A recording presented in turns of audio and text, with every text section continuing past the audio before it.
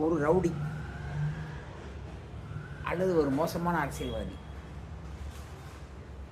அல்லது ஒரு கொடியவன் அவனை காணும்போது எனக்கு அச்சமாக இருக்கிறது அப்படின்னு அவர் சொல்கிறார். அவர் சொன்னது, நான் சொன்னது அரசியல்வாதி, கொடியவன், ரவுடின்னு சொன்னேன். அதில் ஒன்று அவன் சொன்னான், இந்த ஆளை பார்க்கும்போது எனக்கு பயமாக இருந்தான், அவன் என்ன பண்ணுவானோ ஏது பண்ணுவானோ தெரியல அப்படின்னு.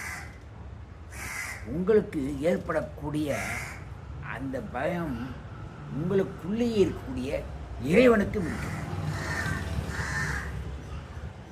நீங்கள் மட்டும் தனியாக இல்லை, நீங்கள் மட்டும் பயப்பட, நீங்கள் பயப்பட நினைக்கிறீங்க, ஆனால் உங்களுக்குள் இருந்து உங்களோடு சேர்ந்து பயப்படுவோம் இறைவனும் தான்.